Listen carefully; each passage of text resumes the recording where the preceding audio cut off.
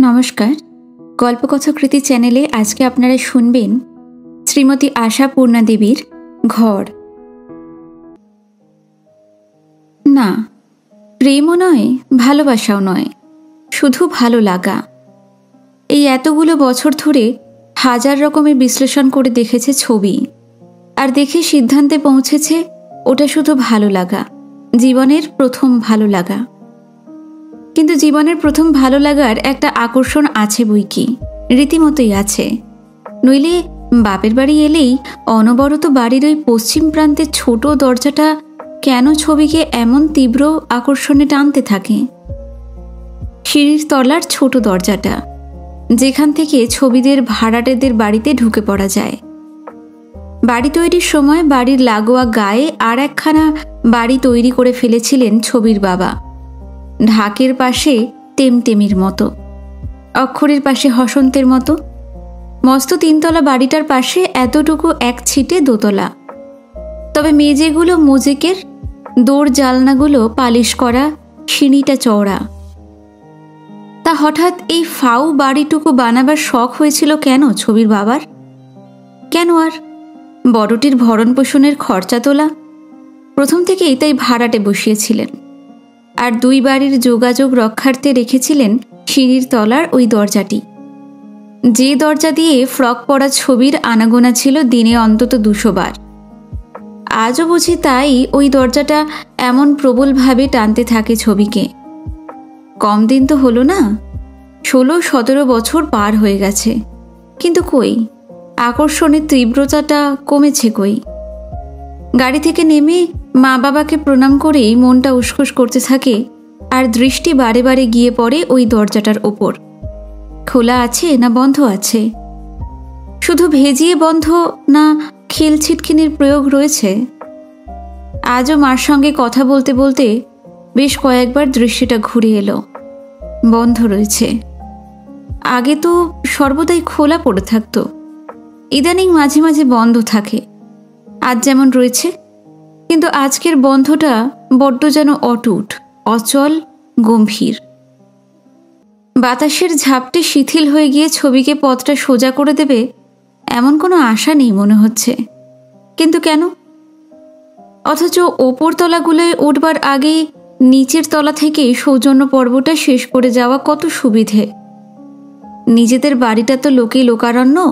তাছাড়া দোতলায় কম সময় থাকলে দোতলাবাসিনীর রাগ, আর তিনতলায় উঠতে দেরি হলে তিনতলাবাসিনীর ব্যঙ্গ হাসি। দুটোকেই সমান ভয় করে ছবি। রাগ আর ব্যঙ্গ দুজনকেই সমান ভয় করে, বড় আর মেজ। মা বাবা তো বুড়ো হয়ে স্তক নিচেই বাসা বেঁধেছেন। তাই তাদের কাছেই কি কোলের মেয়েটাকে বেশিক্ষণ থাকতে দেন তারা? সময় দেন খানিকটা সারা শব্দের মধ্য দিয়ে ছবির আগমন বার্তাখানি পাড়ায় পাড়ায় ঘোষণা করতে? দেন না। চুপি চুপি খালি বলতে থাকেন, যা মা, বড় বৌমার সঙ্গে দেখা করে আয়, রাগী মানুষ তো, যা মা। মেজ বৌমা আবার যে মেয়ে। অগত্যই চক্ষু লজ্জার মাথা খেয়ে ফেলে বলতে হয়, যাই, তবে ওই বাড়িটা সেরেই একেবারে ওপরে চলে যাই। যেন ওই বাড়িটা সারা একটা কর্তব্যের দায় মাত্র, আর সেই দায়টা মিটলেই সম্পূর্ণ নিশ্চিন্ত হতে পারে ছবি, পায়ে স্বস্তি। শ্বশুরবাড়ি থেকে বাপের বাড়িতে আসার নির্দায় স্বস্তি। সত্যিই তো, দুরূহ একটা কাজের দায় মাথায় ঝুলিয়ে রেখে কেমন করে করবে বৌদিদের সঙ্গে খোশ গল্প, ভাইবোদের সঙ্গে খুনসুটি, আর ভাইজিদের সঙ্গে হুড়োহুড়ি। অতএব ওই বাড়িটা সেরে যাওয়াই ভালো। যায়ও তাই, বরাবরই যায়। এসেই মাকে আর বাবাকে প্রণাম করে 2-4টে কথায় কুশল বার্তা লেনদেন করে চলে যায় ওই বাড়ি। গিয়েই হৈ হৈ করে হাঁক পারে, মাসিমা গো, কোথায় ডুব মেরে বসে আছেন? মেয়েটা যে শ্বশুরবাড়ি থেকে এলো তার দৃকপাতি নেই। অবশ্যই এটা হচ্ছে সেই তখনকার কথা, যখন ছবির কিছুদিন মাত্র বিয়ে হয়েছে আর মিহিরের মাও বেঁচে আছেন। তারপর তো কত রকম পট পরিবর্তনই হলো। মিহিরের বিয়ে হলো, মিহিরের মা মরলেন, কাচ্চা বাচ্চায় বেশ জমজমাটি সংসার হয়ে উঠল মিহিরের। এদিকে ছবিকেও তার বিধাতা কত বিচিত্র রূপেই বিকশিত করলেন। অপরিবর্তিত রইল শুধু ওই দরজাটার আকর্ষণ। আর মিহিররাও যেন এই বাড়িতে মৌরুষি পাট্টা নিয়েছে। শুধু পাড়ার লোকই নয়, মিহিররা বুঝি নিজেরাও ভুলে গেছে বাড়িটা ওদের নিজের না, ভাড়াটে বাড়ি। তা তখন ছবি ঢাকে ডাকে মিহিরের মা ঘরের ভিতর থেকে বেরিয়ে আসতেন, হয়তো রান্না করতে করতে, হয়তো মালা জপতে জপতে, হয়তো বা আরও অন্য কিছু করতে করতে। এসে হেসে বলতেন, মেয়েটা শ্বশুর বাড়ি থেকে এসেছে, এ কি আর দৃকপাত না করার কথা? মেয়ে তো তাহলে আমার মুন্ডুপাত করে ছাড়বে। কখন এলি মা? সেই কখন বলে আশার ক্ষণটুকুকে অনুমানের বিস্তৃত ক্ষেত্রে ছেড়ে দিয়ে ছবি দ্রুত লয়ে প্রসঙ্গ পরিবর্তন করে।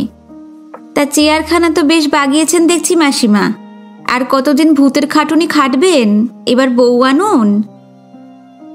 মিহিরের মা উদাস উদাস গলায় বলতেন, আর বউ, বিয়ের কথা হলেই তো খালি ফষ্টি নষ্টি করে উড়িয়ে দেয়।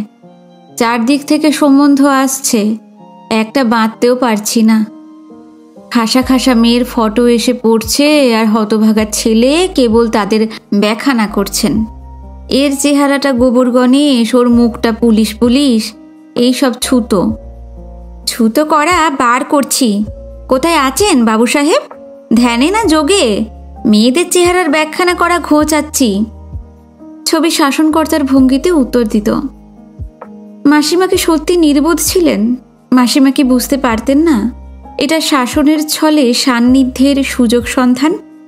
ঘর সংসারী গিন্নিকর্তা মানুষরা কি সত্যিই উপন্যাসের নায়িকার মা বাপের মতো অবোধ হয়? নিজেদের বয়স পার হয়ে গেলেই কি লোকেরা তরুণ তরুণীর হৃদয় রহস্য বিস্তৃত হয়ে যায়?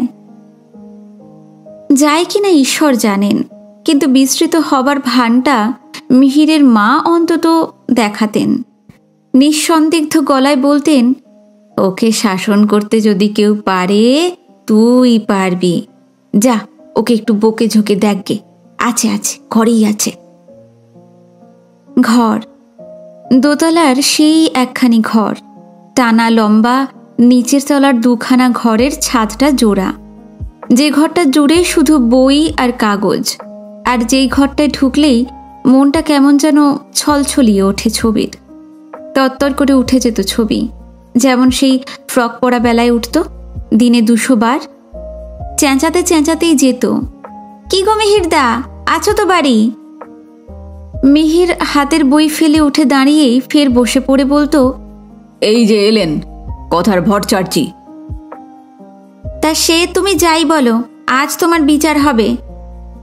বিছানার ওপরই বসে পড়ে চোখ ভুরু নাচিয়ে হাত মুখ নেড়ে ছবি বলতো, ভদ্রলোকের মেয়েদের ছবি দেখে ব্যাখ্যানা করা হয় কিসের জন্য শুনি?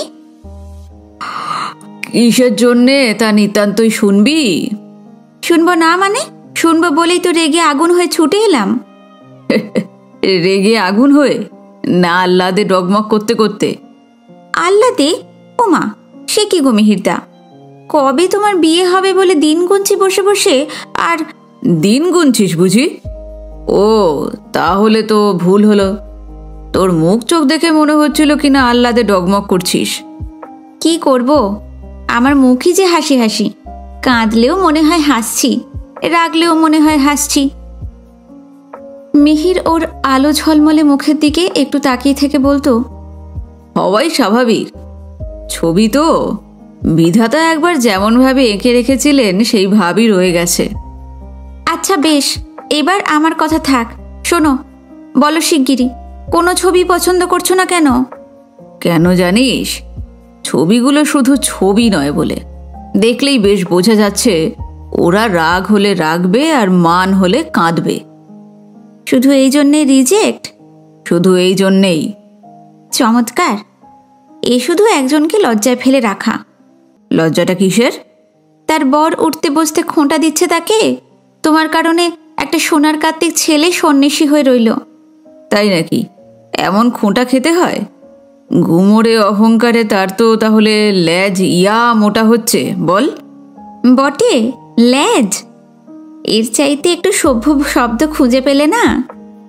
বিতে পারা অসম্ভব ছিল না, তবে কিনা ঠিক অমনটি জুত সই হতো না। ওইসব গ্রাম্য ভাষাগুলোতেই দেখছি তোমার ভারী জুত, আর যত ফ্যাশন কোণে পছন্দের বেলায়। শিগগিরই যা হোক একটা কিছু মিটিয়ে ফেলো বলছি, মাসিমার কষ্ট আর দেখা যাচ্ছে না। তাই নাকি? ছেলের চেয়ে বঞ্ঝির দরদ বেশি। কদিনের জন্য এসেছিস? হ্যাঁ, উল্লে 2 দিন। একটা দিন তো এখানেই কাটালি, যা পালা, বৌদিরা আবার নাক নাড়া দেবে। ভয় করছে? হ্যাঁ, তা করছে। তোর মেজ বৌদির রহস্যাচ্ছাদিত মুখখানি মনে পড়ে ভয় একেবারে হাত পা পিঠের মধ্যে ঢুকে যাচ্ছে। আমারও। তবু দিব্যি বসে আছিস? ওই তো জ্বালা। উফ, যাই উঠি। এই 2 দিনের মধ্যে আরো 2-4 বার জ্বালাতে আসবি তো? মাত্র 2-4? সই দিতে পারছি না, বেশি হয়ে পড়াই সম্ভব না। এই জ্বালাতেই দেখছি তাড়াতাড়ি বিয়ে করে ফেলতে হবে আমায়। তখন আর উকিটে দিতে আসতে হবে না, তখন শক্ত ঘাঁটি, পুলিশ প্রহরা। বুদ্ধি থাকলে পুলিশের পাগড়ি থেকেও চুরি করা যায়, বুঝলে? বুঝলাম। এখন উঠবি? যাচ্ছি যাচ্ছি বাবা, কি অপমান! আর জন্মেও আসবো না। পাগল, কালই তো আসবি। তা কথাটা মিথ্যে নয়, কালই আসতো। তারপর পরিস্থিতি ঘুরল। এত অসুখে পড়লেন মিহিরের মা, আর এত আক্ষেপ শুরু করলেন যে মিহির নিজে উদ্যোগ করে বিয়ে করে বসল। বউ দেখতে শুনতে ভালো, লেখাপড়ায় মন্দ না, সদা হাস্যমুখী। কিন্তু ছবি কি কখনো বিদ্বেষের চোখে দেখেছে সেই বউকে? না, তা দেখেনি। আসা যাওয়া? না, তাও বন্ধ করেনি। দিব্যি ভাব জমিয়ে নিয়েছে বউয়ের সঙ্গে, আর বাপের বাড়ি এলেই যথারীতি হানা দিয়েছে ওই বাড়ি। অবশ্য ইদানিং নিজেরই আশাটা কমে গেছে অনেক। প্রতিকূলে বধূ মূর্তি থেকে এখন গৃহিণী মূর্তির লীলা চলছে। আদেও না আসারই কথা। তবু বিধবা বুড়ো মা বেঁচে আছে, তাই আশা। বাবা গিয়েছেন সেই কবে যেন, তখন যা এসে অনেক দিন ছিল। কিন্তু তখন তো সদ্য মাতৃবিয়োগে কাতর মিহির বউকে বাপের বাড়ি পাঠিয়ে দিয়ে নিজে দেশ ভ্রমণে বেরিয়েছে, দেখাই হয়নি। পরে মিহির যখন গুছিয়ে ঘর সংসার করছে, দোতলার ঘরের সেই কাগজপত্রের রাশি চালান গেছে নিচের তলার ভাড়ার ঘরে। আর দোতলার ঘরে বড় জোড়া চৌকি, ট্রাঙ্ক, সুটকেস, বিছানা, কাঁথা। তখনকার দৃশ্যটা এই ধরনের হতো। যথারীতি ওই বাড়িতে ঢুকে পড়েই নিচের তলায় আর না দাঁড়িয়ে সোজা চলে যেত দোতলায়। দরজার এদিক থেকে চেঁচাতো, মে আই কাম ইন? তাড়াতাড়ি পর্দা সরিয়ে বেরিয়ে আসতো মিহিরের বউ সুতপা। হেসে হেসে বলতো, যার জন্য হৃদয় দুয়ার পর্যন্ত খোলা, তার আবার এই প্রশ্ন কেন গো? চাবি লাগাবার লোক এসেছে যে, কখন কোন সুযোগের মুহূর্তে চাবি দিয়ে বসেছে কিনা তার ঠিক কি? সাবধান হওয়াই ভালো। তা বটে। এসো এসো, সাবধানে পাটি পেটিপে এসো। হাসতে হাসতে ঘরে নিয়ে যেত ওকে সুতপা। এরা দুজন অনুচ্চারিত একটা বোঝাপড়ার মধ্যে দিয়ে দিব্যি সহজ স্বচ্ছন্দ। বরং একটু আড়ষ্ট হতো মিহির। হয়তো প্রথমটায় ভারী সারি হয়ে ওঠা ছবিকে তুই না বলে তুমি বলতো, কিন্তু সে তো ঝড়ের মুখে তৃণখণ্ড। ছবির কথার ঝড়ে কোথায় উড়ে যেত সেই আড়ষ্টতাটুকু। পা টান টান করে খাটের ওপরেই বসে থাকতো ছবি, আর অজস্র কথা বলতো। আর হয়তো বলতো, না মিহিরদা, বউকে এখনো লোকলৌকিকতা শেখাতে পারোনি। এই যে একটা কুটুম্বের বউ এসে বকে বকে গলা শুকোচ্ছে, তাকে 1 পেয়ালে চা অফার করবে তো? সুতপা মৃদু হেসে বলতো, কেন, আর একটু সুবিধা হয় তাহলে কেমন? মিহির হাসতো, বউয়ের দিকে তাকিয়ে বলতো, তোমার মতো একটা তুচ্ছ প্রাণী ওর অসুবিধে ঘটাচ্ছে, এই তোমার বিশ্বাস নাকি? নিজেকে কে কবে অত তুচ্ছ ভাবে বলো? সরে গিয়ে তোমাদের সুবিধে করে দিলাম, এইটুকু ভাবতেও আত্মপ্রসাদ আছে বলে হাসতে হাসতে চলে যেত সুতপা। মেয়েটা কি গো, জেলাসির বালাই নেই? বলতো ছবি। মিহির ওর চোখের বাতাসে আর কৌতুকে কাঁপা বড় বড় পল্লবগুলোর দিকে তাকিয়ে বলতো, জেলাসির কিছু থাকলে তো জেলাসি হবে। কিছু নেই? একেবারে কিছু নেই। কেউ কি সন্ন্যাসী হয়ে বেরিয়ে গেছে, না বিরোহী যক্ষ হয়ে বসে বসে নিঃশ্বাস ফেলছে? সেই তো দুঃখ। হলে ভালো হতো, তাই না? ভীষণ। তারপর কথার পিঠে কত কথা। জীবনে যত কথা কওয়া যায় কেউ তার হিসেব রাখতে পারে? তারপর চা খেত, খাবার খেত, এই বাড়ি থেকে ডাক পড়লে চলে আসতো। বড় ভাজ বলতো, এসেই ওই বাড়িতে ছুট, এ আর বদলালো না তোমার। ছবি বলতো, স্বভাব কখনো বদলায়? মেজে বৌদি মুচকি হেসে বলতো, খুব চাহক দেখালে বাবা, শ্যামকুল তুই বজায় রাখলে। ছবি বলতো, তাহলেই বোঝো তোমাদের চাইতে আরো কত বেশি ক্যাপাসিটি। মা বলতেন, সর্বদা ওই বাড়িতেই বা ছুটিস কেন বাপু? মিহিরের বউ তো বিরক্ত হতে পারে। ছবি বলতো, বাড়িতে অতিথি এলে মানুষে বিরক্ত হয় না মা, হতে পারে জন্তুতে। তা জন্তুর বিরক্তিকে কে মানে? কি জানি বাবা।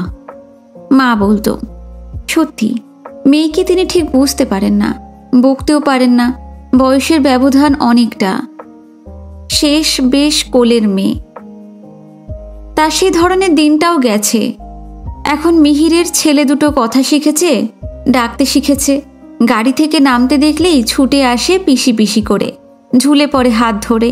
উদ্ঘাটন করতে চায় পিসির উপহারের সম্ভার। আগে ওদের বাড়িতেই টেনে নিয়ে যায়। এখানে ভাজেরা বলা বলি করে, নিজের ভাইপোদের চাইতে দামি খেলনা, দামি খাবার। কিন্তু ছবি ওইসব ইঙ্গিত গ্রাহ্য করে না। কিন্তু আজ আর ছুটে আসেনি ওরা, মিহিরের ছেলেরা। আজ ওই দরজাটা কড়া করে বন্ধ। বাতাসের ঝাপটে খুলে যাবে এই ভরসা নেই। বন্ধ সে তো দেখা হয়ে গেছে, তবু চোখ বারে বারেই ওই দিকেই ছোটে। মা বলেন, ছোট বাড়িখানা আমার নামে ছিল, সে তো চিরকালের জানা। কি বল, জানতিস না ছবি? ছবি মাথা নাড়ে, শুনে এসেছি তো তাই। তবে আমার নামে ট্যাক্স, আমার নামে সব। এখন সেই কথা তুলেছি বলে তোর দাদা বৌদির যে খুব গোসা। সে কথা তোলবার কি হলো? ওই যে বলেছি, আমি বাড়িটা বেঁচে থাকতেই তোর নামে লিখে দেব, তাই। আমার নামে? তবে আবার কি, মাতৃধনে মেয়েরই তো অধিকার। এমনি তোর বাবার কথা। তবে নাকি দিনকাল খারাপ, তাই একেবারে পাকাপাকি দানপত্তর করে ফেলতে চেয়েছি, তাই। তা ওই বাড়ির দরজাটা বন্ধ কেন? সে আবার আর এক কীর্তি। ছেলেই ঝগড়া। মিহিরের ছেলে বুঝি আমাদের মনুকে মেরেছিল। মেজ বৌমা রেগে আগুন হয়ে দরজাটা স্ক্রু এঁটে দিয়েছে। চমৎকার। তা কেউ তো কম যায় না। বাড়ি খুঁজতে বলা হয়েছিল বলে মিহিরের বউ বলে কিনা, আজকাল কি আর বাড়ি পাওয়া যায় মাসিমা? আর এত সস্তায় এমন বাড়ি এখন পাবই বা কোথায়? দেখছিস বেইমানি, সস্তার কালে ছিলি বলে চিরকাল সেই সুখ ভোগ করবি। ছবি এত কথার পিঠে শুকনো শুকনো গলায় বলে, মিহিরটাকে উঠে যেতে বলা হয়েছে মা? ও মা, উঠে যেতে বলবো না? তোর বাড়ি, তুই ভোগ করছিস, এইটুকু দেখে যদি মরি তবেই না আমার দেওয়া সার্থক। 5 জনের সংসারে একখানা ঘরে মাথা গুঁজে পড়ে আছিস।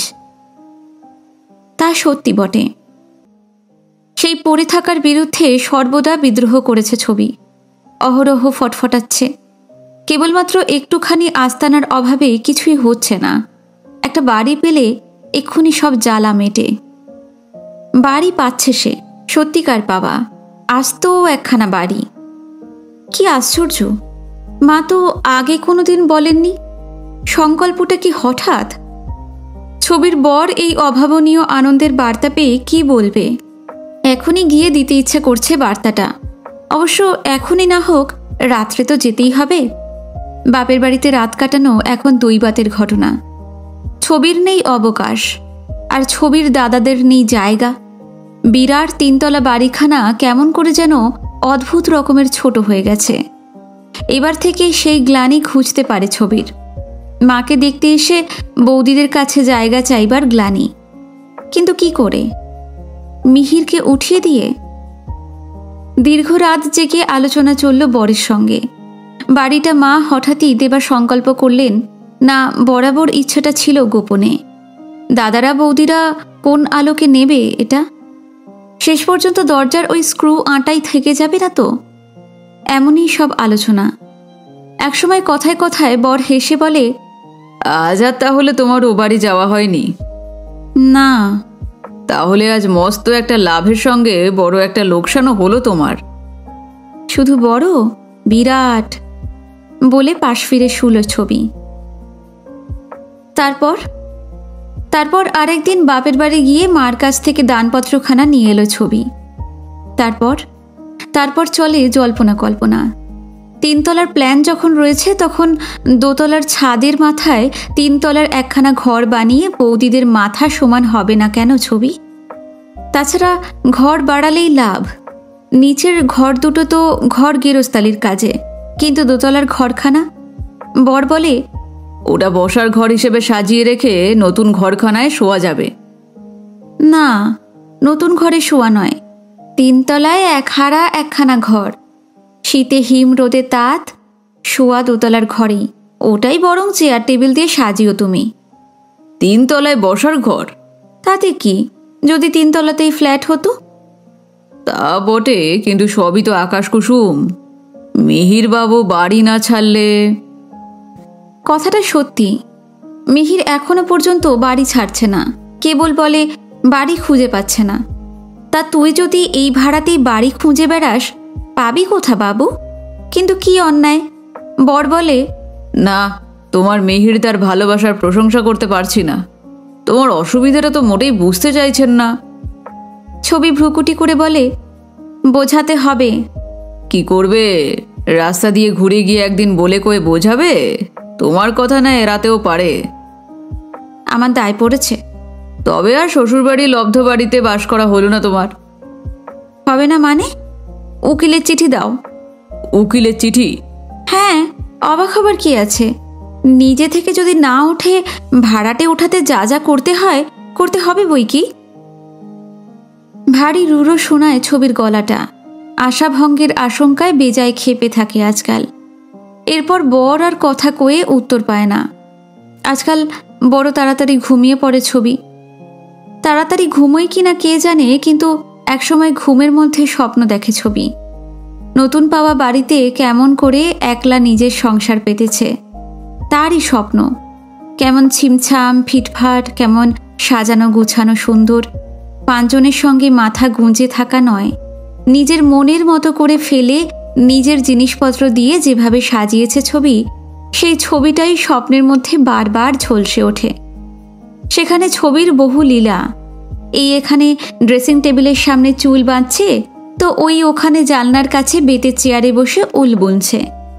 এই এখানে টেবিল ঝাড়ছে, তো ওই ওখানে খাটের বিছানায় হাত বুলিয়ে বুলিয়ে চাদর পাচ্ছে।